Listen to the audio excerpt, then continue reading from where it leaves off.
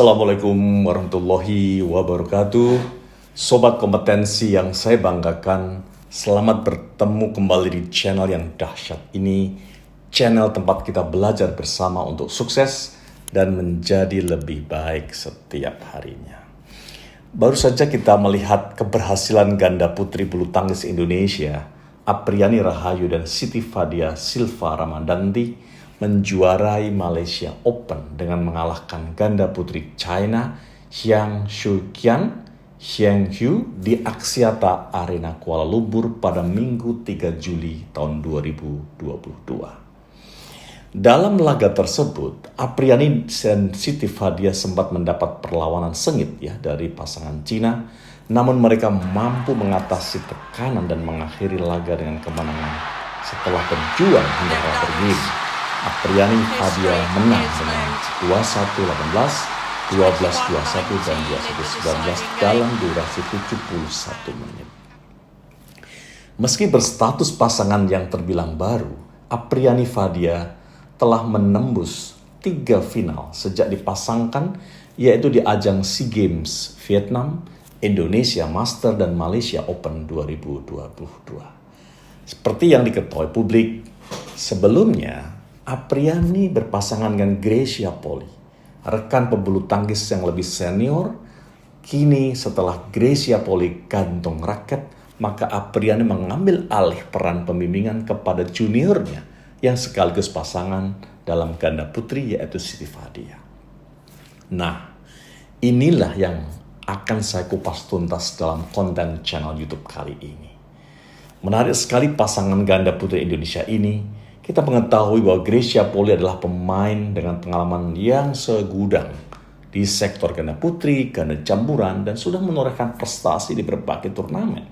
Seperti di India Open 2018, di Thailand Open 2018, disusul dengan India Open 2019, Indonesia Master 2020, Spanyol Master 2020, dan pernah menyabet medali emas di Olimpiade Tokyo 2020 dan Yonex Thailand 2021.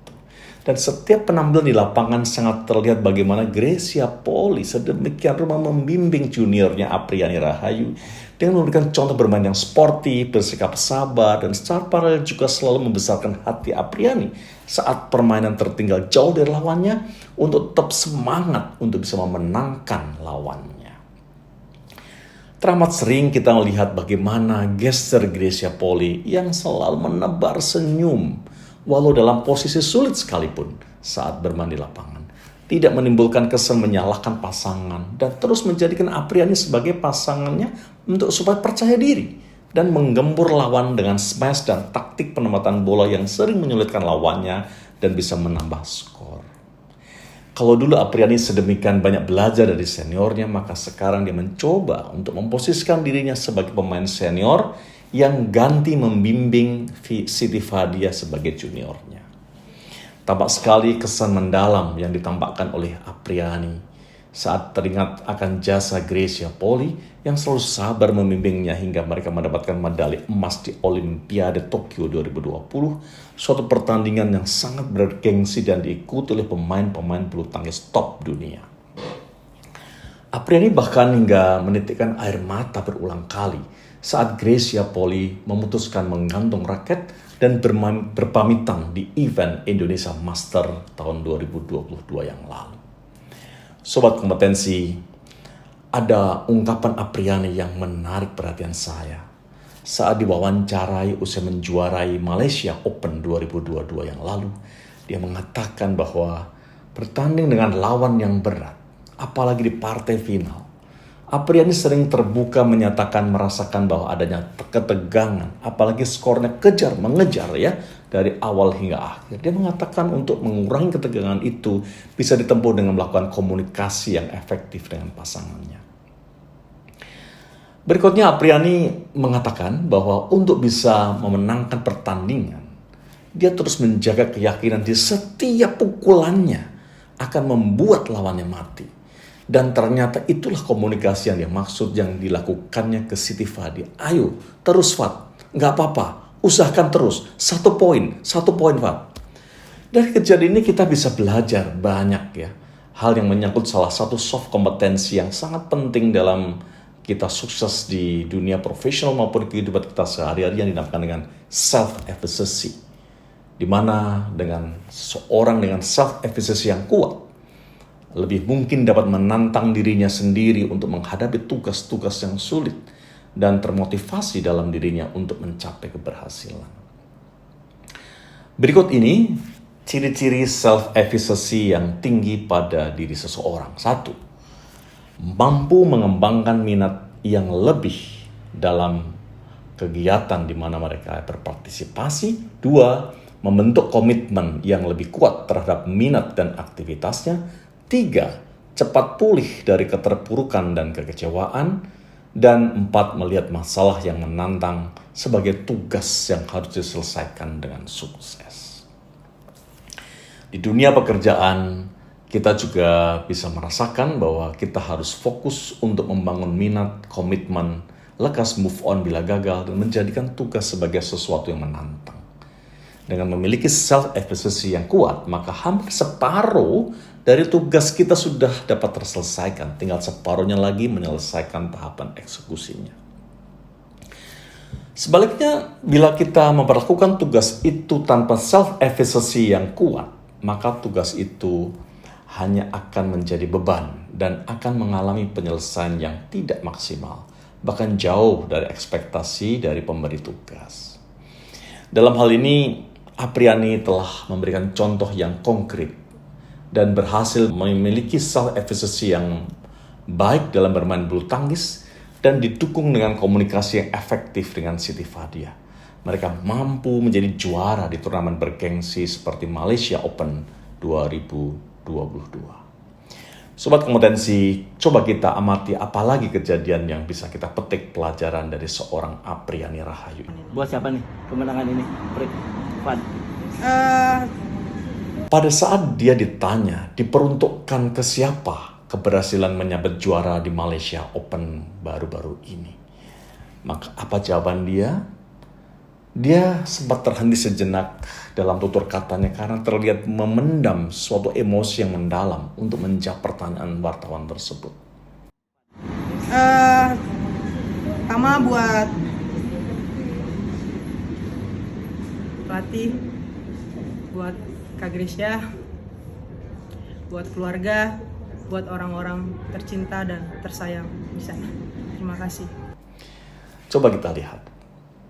Jawaban pertama yang keluar dari seorang Apriani Rahayu adalah pelatih. Baru disusul dengan menyebut Kak Gracia, baru disusul kemudian keluarga dan orang-orang tercinta lainnya. Dari ungkapan Apriani ini sangat terlihat bagaimana dia sangat hormat kepada pelatihnya. Orang yang mendampinginya, berlatih setiap hari. Orang yang memberikan arahan dan masukan untuk selalu memperbaiki teknik permainan bulu tangkisnya dan yang selalu berada di sisi terdekatnya saat bertanding untuk mengalahkan lawan-lawannya. Pihak kedua yang dia sebut adalah Grisya Poli, pasangan gandanya yang tidak hanya sebagai pasangan namun sudah menjadi pembimbingnya yang selalu menebar senyum dan setia dalam memberikan motivasi agar bermain sebaik mungkin dan fokus untuk menang. Baru setelah itu dia sebut keluarga dan orang-orang tercinta lainnya.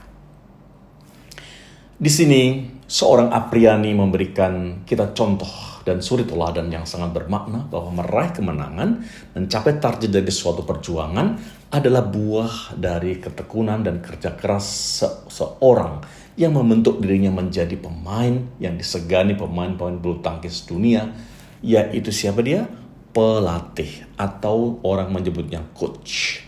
Dan lebih istimewa lagi, Apriani secara khusus menyebut Grisya Poli sebagai tempat untuk mengucapkan terima kasih saat dia berada di puncak capaian sebagai juara di kejuaraan bulu tangkis bergengsi dunia.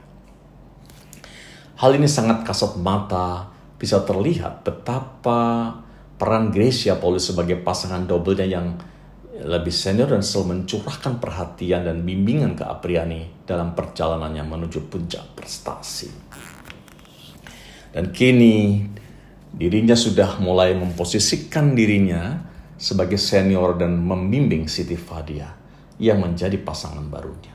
Sequence ini menunjukkan kepada kita betapa indahnya konsep leader develops leaders. Di perusahaan kita sering mendengar bahwa kalau kita ingin dipromosikan, maka kita harus mampu menyiapkan siapa pengganti kita.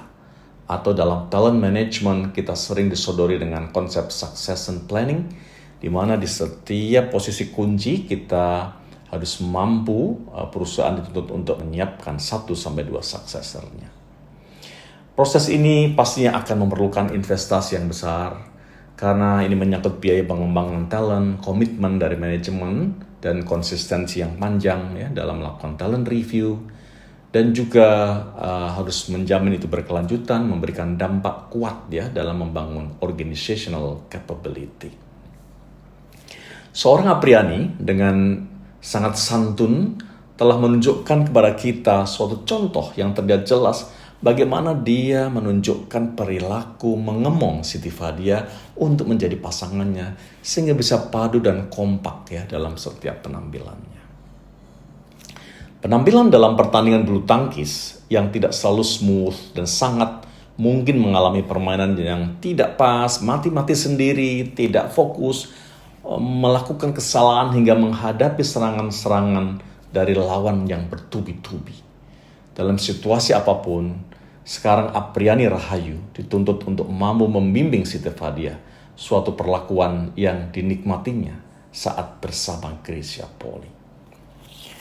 Sobat kompetensi, pada saat ditanya lagi bagaimana interaksi dengan Gracia Poli selama ini hingga menjadi pasangan peraih medali emas Olimpiade Tokyo 2020, lagi-lagi Apriani dengan sangat mudah mengalir ungkapannya bahwa Gracia Poli selalu memberikan contoh suri teladan yang kuat yang terus memberikan motivasi kepada dirinya.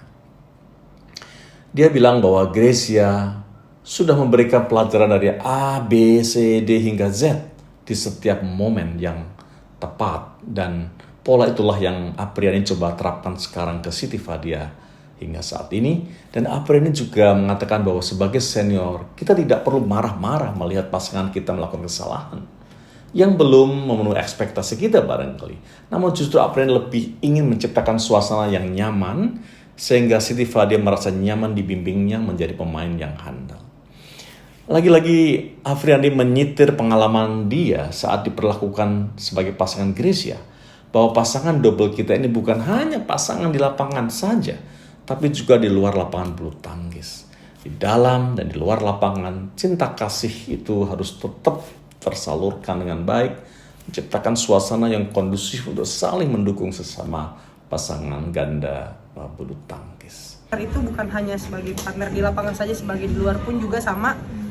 Itu yang diajarkan Kak Gracia pada saya. Jadi saya mau menimbulkan luar dan di dalam lapangan cinta dan kasih kita selalu ada, mau kita kalah, mau kita menang, apapun yang akan terjadi, Fadia akan tetap saya sayang, begitupun juga sebaliknya. Dan bagaimana Apriani belajar dari seorang Gracia Poli, dia menerapkannya kepada Siti Fadia saat ini, di mana dia sangat respect terhadap Gracia Poli, dan dia akan terus memperlakukan hal yang serupa kepada Siti Fadia. Ini adalah contoh perilaku kerja keras, pantang menyerah, dan siap untuk menerima keberuntungan seperti yang dituliskan oleh Malcolm Gladwell dalam bukunya yang berjudul Outliers, tentang perilaku yang harus dibangun untuk menjadi sukses.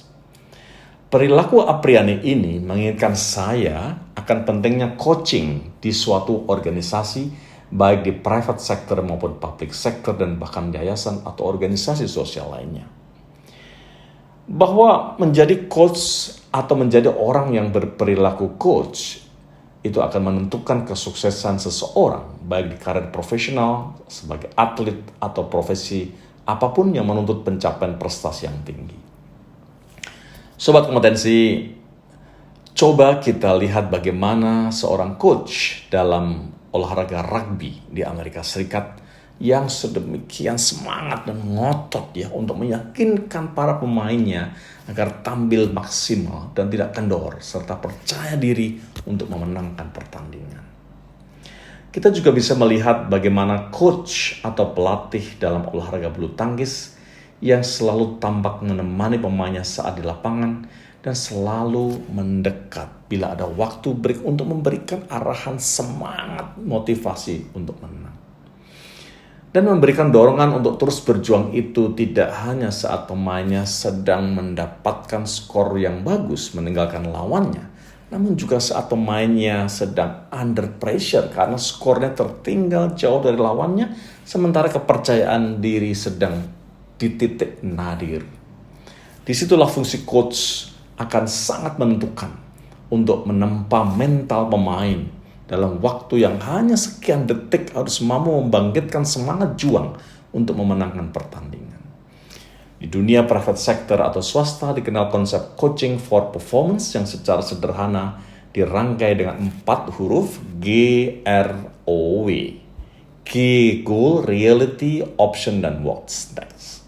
Orang-orang besar seperti Bunda Teresia, Presiden Soekarno, Presiden Soeharto, Rudi Hartono, Lim Swee King, Muhammad Ali, ataupun Tiger Woods juga memiliki dan memerlukan coach yang selalu mendampingi mereka hingga mereka menjadi sukses. Lalu kenapa kita memerlukan coach? Alasan sederhana. Kenapa setiap manusia memerlukan coach? Yang pertama, manusia sangat sering tidak tahu kesalahannya sendiri. Kedua, kinerja yang tidak tambah bagus pasti akan tambah jelek. Nah, apa itu coaching dan apa yang bukan coaching? Coaching itu perbincangan 2 arah, bukan kasih tahu ke orang apa yang perlu dilakukan. Coaching adalah mengumpulkan informasi, bukan tindakan untuk menyelesaikan masalah yang sedang dihadapi oleh coachee atau orang yang sedang di-coaching. Coaching adalah pengembangan diri seseorang, bukan penilaian prestasi kerja seseorang. Coaching adalah segala sesuatu terkait dengan pencapaian prestasi, bukan suatu tindakan terapi. Coaching diberikan untuk orang yang perlu dimotivasi dan dikembangkan, bukan untuk orang berketerampilan rendah yang akan ditingkatkan level keterampilannya. Lalu bagaimana membedakan antara bos dengan coach? Kalau bos itu cenderung mempush dan mendrive, sedangkan coach lebih memotivasi dan mendukung. Bos itu mengeluarkan perintah atau cenderung menggurui, sedangkan coach lebih menyampaikan pertanyaan, permintaan, dan mendengarkan.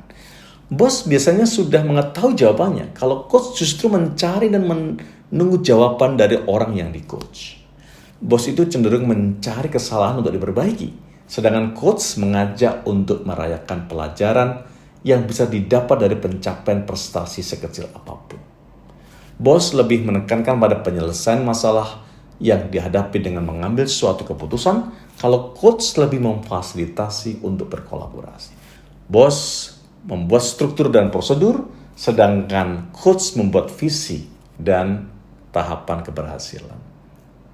Bos itu percaya bahwa pengetahuan itu adalah kekuatan, sedangkan kalau coach justru percaya bahwa kerentanan adalah kekuatan. Bos dituntut untuk fokus pada keuntungan perusahaan, sedangkan coach fokus pada proses untuk menghasilkan prestasi. Coaching adalah proses mengarahkan orang untuk mencapai kesuksesannya. Hal ini dapat diilustrasikan dalam menggambar seorang supervisor yang sedang meng-coach seorang operator di pabrik yang sedang mengalami masalah di mesin yang dioperasikannya. Tindakan yang harus dihindari adalah tindakan mengambil alih permasalahannya. Justru harus lebih menggali kenapa terjadi permasalahan, sehingga operator menemukan akar penyebabnya dan dia akan mendapatkan pelajaran dari kegagalannya itu. Sobat kompetensi, model coaching for performance terdiri dari 3 bagian. Pertama adalah roles atau peran, yang kedua skills atau keterampilan, dan yang ketiga adalah proses. Peran atau roles seseorang bisa dibagi jadi sebagai teacher yang akan mengajarkan keterampilan, pengetahuan. Nah, biasanya adalah coach teknikalnya. Yang peran kedua adalah sebagai guide yang acting sebagai sumber konstan dari pemberi semangat, saran independen, dukungan dan inspirasi. Dalam peran ini seorang coach dapat memberikan sharing kebijaksanaan dan pengalamannya. Peran ketiga adalah sebagai facilitator, di mana seorang coach dapat menggambarkan secara jelas pandangan, ide, dan pengertian dari coachee, serta membantu coachee untuk membuat pilihannya sendiri, menyelesaikan masalah, dan membuat keputusan. Agar fungsi coach dapat berjalan secara efektif, maka coach harus menguasai 4 keterampilan, yaitu listening, questioning, feedback, dan challenge. Seorang coach yang mumpuni pasti memiliki keterampilan mendengar atau listening dan membuat pertanyaan yang tepat, questioning, untuk menggali dan merangsang coachee atau orang yang sedang di-coach mengeluarkan segala unek-uneknya serta potensinya.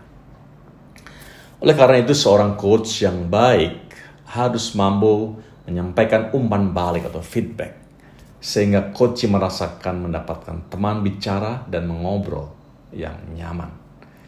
Yang keempat, seorang coach yang kompeten harus memiliki dan mampu men-challenge atau mempertanyakan segala sesuatu yang bersifat status quo atau men-challenge status quo, agar coachee mampu bangkit dan menyadari kekuatannya untuk mengeksplorasi kemungkinan-kemungkinan yang ada dan mencobanya untuk keluar dari kungkungan permasalahan yang dihadapi. Untuk meraih hubungan emosional yang maksimal, maka seorang coach harus mampu untuk membangun rapport bersama para coachee-nya. Apabila rapport yang bagus sudah terbangun, maka hubungan komunikasi antara coach dan coachee akan cenderung efektif dan mendukung proses coaching-nya.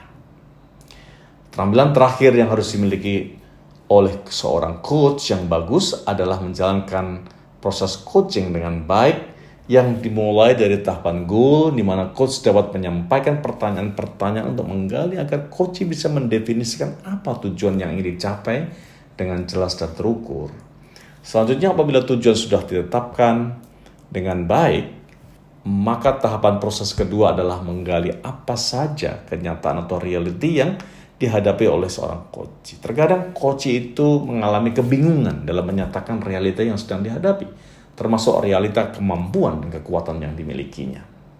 Seorang coach yang baik akan mampu menyadarkan coachee akan realitas yang sedang dihadapinya, sehingga bisa bertindak lebih realistis.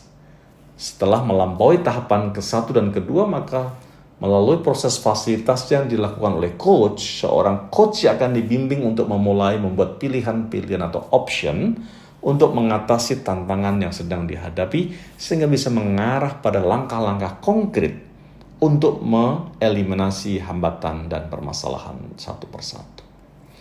Nah, langkah-langkah inilah yang dicakup dalam tahapan yang keempat, yaitu what next, dalam membuat rencana aksi yang terukur dan terjadwal dengan baik.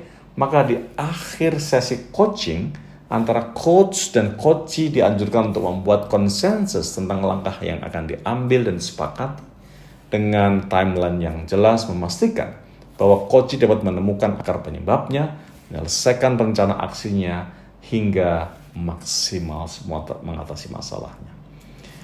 Demikianlah penjabaran konsep coaching secara sederhana, sehingga diharapkan cukup mudah untuk dipraktikkan dan dipahami. Kembali ke kasus Apriani Rahayu tadi, maka di balik kesuksesannya bersama Gracia Poli, pasti ada coach yang membimbingnya di masa sulit maupun masa menjadi juara, dan tentunya termasuk bagaimana mempertahankan pencapaian prestasi juaranya itu.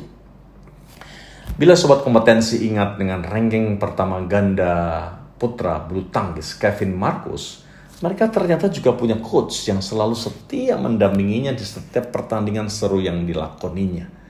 Seorang coach yang bernama Harry Iman Pierngadi selalu muncul di saat-saat susah dan senang, dan selalu berusaha bagaimana menjadikan Kevin dan Marcus memenangkan setiap pertandingannya dan sukses menapak karir di cabang bulu tangkisnya. Sobat kompetensi, demikianlah uraian saya tentang coaching for performance yang terilhami dengan perilaku para pemain bulu tangkis Indonesia yang syarat prestasi dan pastinya didasari dengan kerja keras dan semangat pantang menyerah di setiap laga pertandingan yang diikutinya.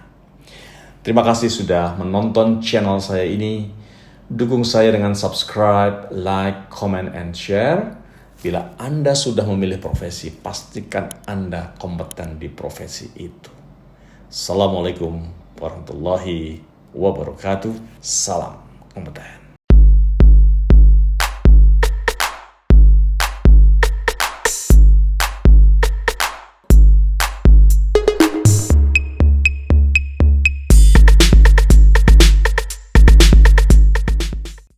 Sobat kompetensi di seluruh Indonesia yang saya banggakan, terima kasih sudah menonton video ini. Manakala dirasa bermanfaat, dukung channel ini dengan like, subscribe, dan nyalakan lonceng notifikasinya.